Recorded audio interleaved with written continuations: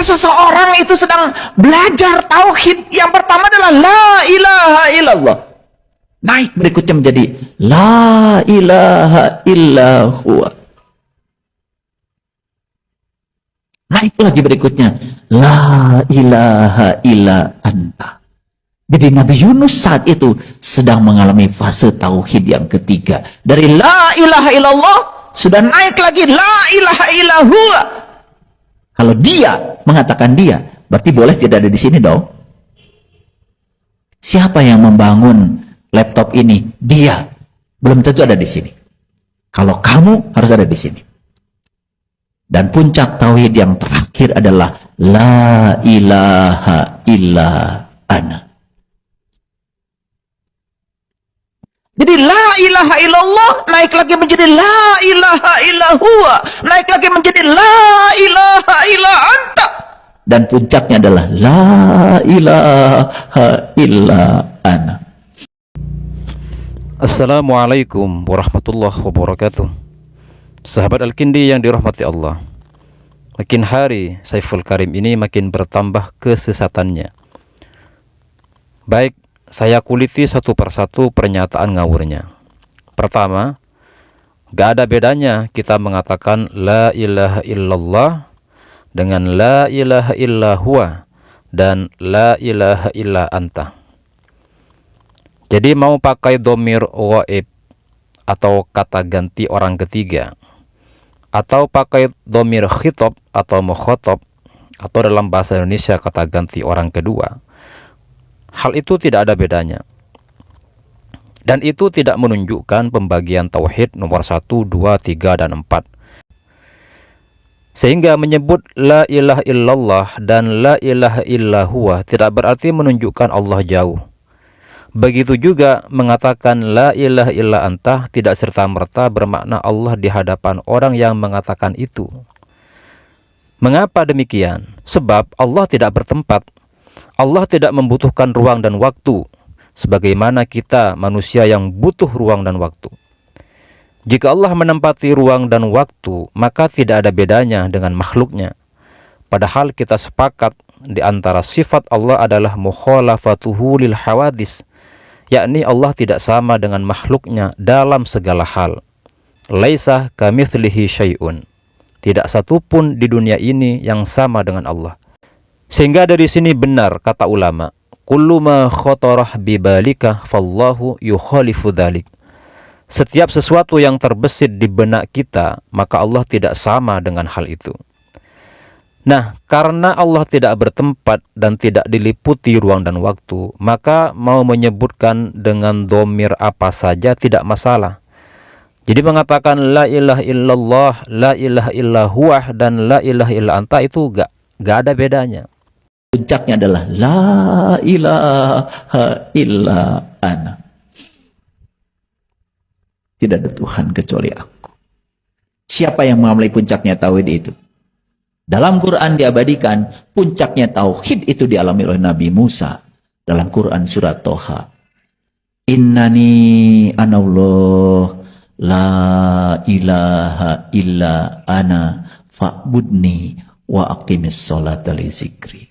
Jadi maaf, kalian akan bisa sholat kalau sudah mencapai tauhid la ilaha illa ana. Makanya perintah sholat hanya diberikan kepada Nabi Musa yang sudah mencapai tingkat tauhid la ilaha illa ana. Jadi nggak bisa sembarang.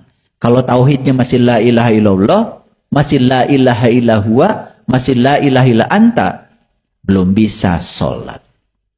Makanya sholat itu bukan menyembah, tapi sholat itu adalah sadar dengan kehadirannya. Karena dia tidak pernah meninggalkan kita. Sekarang saya walaupun sedang ceramah, saya tidak pernah tidak sholat.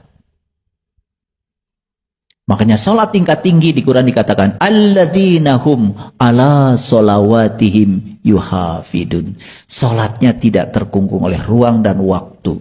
Karena selalu sholawat terhubung. Wah, kalau sudah di tingkatan itu, sholat itu setiap hela napas kita. ungkapan innani anallah la ilaha illa ana ini merupakan firman Allah yang hitopnya kepada Nabi Musa, bukan ungkapan dari Nabi Musa. Jadi ini jelas sangat menyesatkan.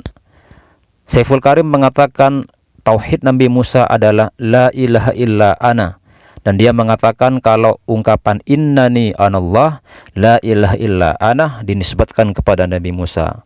Padahal jelas di Al-Quran itu ungkapan innani anallah la ilaha illa ana itu adalah firman Allah kepada Nabi Musa ketika Nabi Musa dipanggil oleh Allah Subhanahu wa ta'ala. Makanya dalam surah Toha itu dijelaskan perihal tentang kisah Nabi Musa ini. Saya bacakan ayatnya secara lengkap. A'udzubillahi minasyaitonirrajim. Bismillahirrahmanirrahim. Wa hal ataka haditsu Musa? Apakah telah sampai kepadamu kisah Musa? Ini khitabnya kepada Nabi Muhammad SAW. Kemudian lanjut ceritanya atau kisahnya Nabi Musa. Idh ra'a naron faqala li ahlihim kuthu inni anastu nara la'alli atikum minha biqabasin aw ajidu 'alan nari huda. Ketika ia melihat api, lalu berkatalah ia kepada keluarganya, tinggallah kamu di sini. Sesungguhnya aku melihat api, mudah-mudahan aku dapat membawa sedikit daripadanya kepadamu atau aku akan mendapatkan petunjuk di tempat api itu. Falamma ataha nudiya ya Musa, maka ketika ia datang ke tempat api itu, ia dipanggil, wahai Musa, inni ana rabbuka fakhla'na 'alaik innaka bil wadil muqaddas tuwa. Sesungguhnya aku ini Tuhanmu, maka tinggalkanlah kedua terompahmu, sesungguhnya kamu berada di lembah yang suci, yaitu lembah tua. Kemudian Allah melanjutkan berkata kepada Nabi Musa, wa anakhtartuka fastami' lima yuha, dan aku telah memilih kamu wahai Musa, maka dengarkanlah apa yang akan diwahyukan kepadamu. Baru kemudian Allah berfirman, innani anallah la ilaha illa ana fa'budni wa aqimus sholata li dzikri. Sesungguhnya aku ini adalah Allah, tidak ada Tuhan yang hak selain aku, maka sembahlah aku dan dirikanlah sholat untuk mengingatku. Ini jelas-jelas innani anallah la ilaha illa ana merupakan firman Allah kepada Nabi Musa, bukan ungkapan dari Nabi Musa itu sendiri.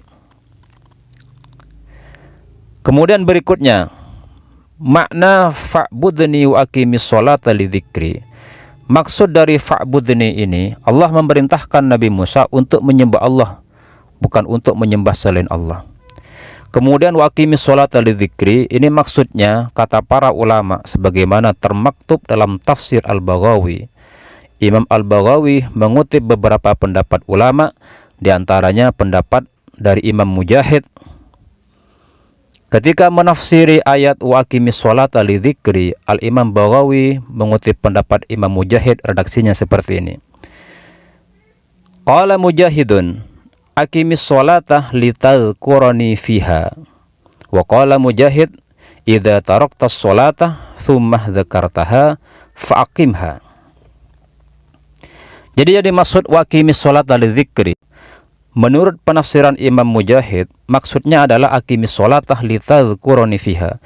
Dirikanlah sholat agar kamu mengingatku ketika saat sholat tersebut. Atau juga penafsiran yang lain, idza taraktas sholatah thumma dzakartaha fa'aqimha.